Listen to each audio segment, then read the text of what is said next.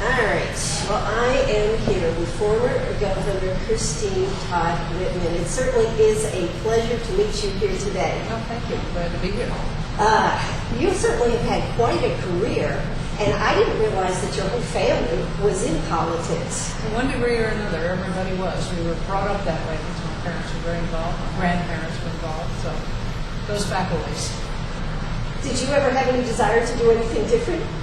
No, I always wanted to be in public policy. I never knew I'd run for public office. That was never it wasn't a lifelong goal. But since I was brought up I was the youngest of four, the youngest by 8 years. So by the time my parents got around to me, they'd given up, and I got to go to all the things with them that they were doing. So I was in and around government and politics.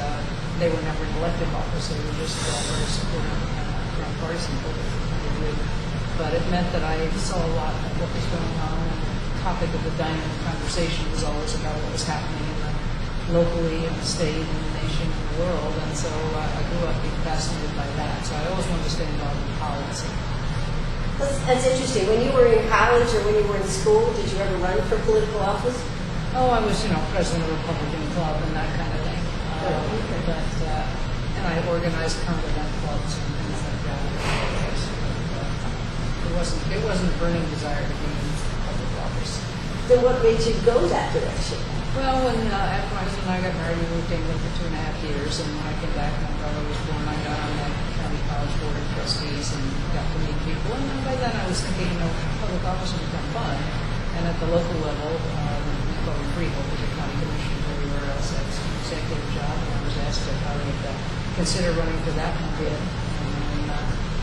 And then the governor asked me to join his cabinet as president of public utilities, which I took on. And one thing led to another. I just decided that I really, after serving in an appointed position, that I actually really enjoyed the elected movement because you have a better relationship with your constituents. It's a more direct one. And I ran for the U.S. Senate and was barely beaten in the contest where I was expected to be blown away. And after that, and I was able to run for governor. And you won. Yeah.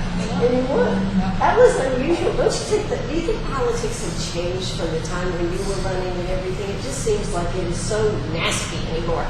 Well, it was pretty nasty then. I heard those who ran the campaign against me, actually, Paul Begala and James Carville.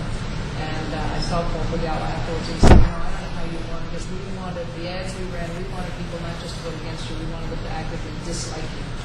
And they were pretty rough ads. If anyone just knew me from those ads, they would have thought that I drove drunk every night and hanging out the window with my Uzi shooting at watermelons, because that's what the ads were like. What do you think? The farmers, they sold a lot of watermelons, I guess, to shoot the ads, but it was, it's been nasty all the way along, but not as bad. It's not been as partisan in the policy-making part of it as it is today. Campaigns were always wrong. Campaigns have been tough and rough. And, it's a competitive process. But once you're in office, the difference is people are supposed to be statespeople now. And solve problems. And that's not happening the way we need to have that. One of the things that you're pushing every time the EPA for President Bush, and you had kind of, what shall we say, your policy was not quite in line with where they were going with this. What do you think about today, though? Do you think that we should relax some of the policy? I mean, we have the coal mines being shut down. We have the oceans being taken over by the government. They want to take it over for the zoning and everything. What do you think should be the role of the EPA when it comes to where our economy is now? Well, EPA's role is to protect public health and the health of the environment, and they need to do that. I mean, people forget that back in 1970 when Richard Nixon established the Environmental Protection Agency, it was because rivers were spontaneously combusting. We were turning our land into a garbage heap, and people were dying every summer because of bad air quality. So to walk away from that would be very dangerous because we'd get right back there very fast. However, we go through periods, and we're going through these periods now where you have a lot of overreach, I think, and you need to strike a balance. Now, part of the problem is, part of it is administration policy, but the other part of the problem is people forget that when the Environmental Protection Agency was established, Congress was very prescriptive in the way it wrote the enabling legislation, and they didn't give it much leeway on things like clean air. They said you have to discuss these things in a certain time period. You don't have any flexibility. You can, in some instances, consider cost-benefit analysis, which you absolutely can in others, and that was all directed by Congress. So part of the EPA and what they're doing is responding to lawsuits. Most of it is driven by lawsuits because they get taken to court for not having an outcome, and they generally lose. But there is certainly a desire in this administration to go as far as you can, and you have to strike a balance. You have to understand this is not a zero-sum game. It's not either a clean and green environment or a healthy, thriving economy. You can and must have both things. And it's finding that middle ground that allows you to be protected, appropriately protected of the environment and human health, and still allow for sustainable economic growth. Do you think we have the possibility of getting that done? Unfortunately not, because all you hear from the two sides of one extreme to the other. It's either we've got to do everything and the environment is the only thing that matters, to the others who say, no, business is the only thing that matters. It's a little bit like, for instance, the fracking debate. Fracking is a technology that's been used for a long time, and underground injection of water with chemicals is something that's been done safely in many, many parts of the country. But it's not appropriate everywhere. If you're starting to do it, in my belief, in an area where you could jeopardize the water supply and literally tens of thousands of people, that's probably not the place to do it. Look elsewhere first, because the cost that you have to pay for putting in a whole new water system to supply these people far outweighs the benefit that you get from your extraction from that particular place. But on the other hand, we are very good in this country of finding something wrong with everything and saying no to everything, and we've got to get over that. We've got to understand that we need affordable, reliable, clean energy, which means we're going to have a variety of things. We just need to make sure that we make it as clean and as safe as possible. Coal will always be part of our energy. So they keep closing it down. No, it's 48% of our overall energy mix. There is no substitute for that. It's just like nuclear is 20% of our energy, but 70% of our clean energy. We need to keep nuclear going, and South Carolina's doing a wonderful job with that, as is Georgia. And they will be very happy when they're finished with those projects because of the benefits that they bring. But we're going to have an all-of-the-above strategy. Absolutely.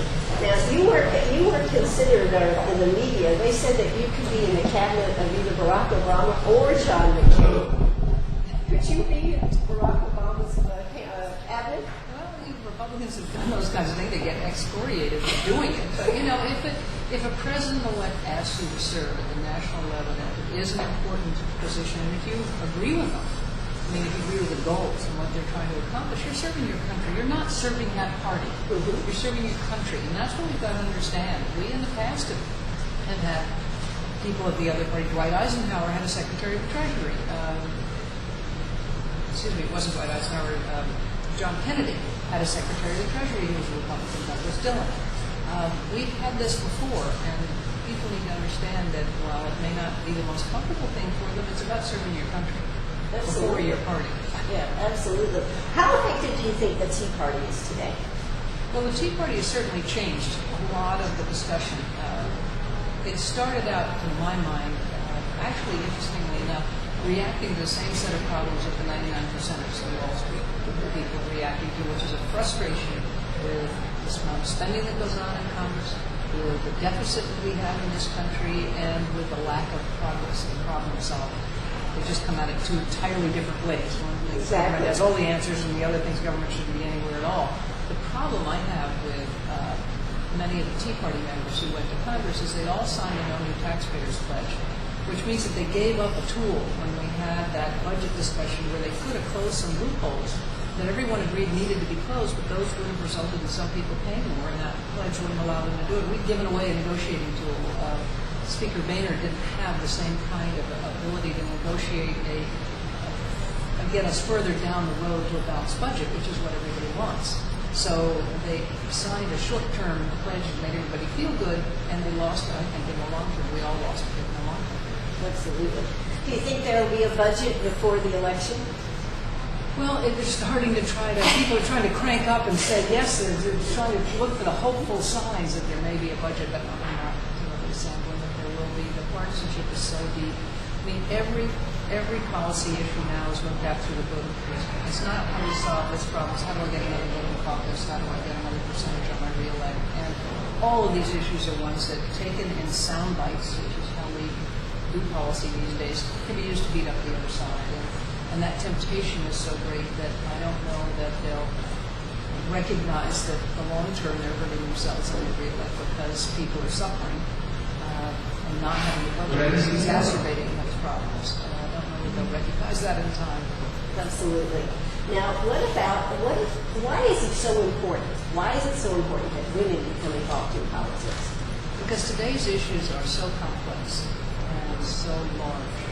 There's no one woman that's all the issues. We need people with different life experiences, with different ways of problem solving, with different ways of looking at issues to be able to come up with a kind of policy decisions that will stand the test of time. And that means we need more women, we need more minorities. I mean, we do prioritize differently. We do address the issues differently. We do have different life experiences, and we need to be there in the decision-making table.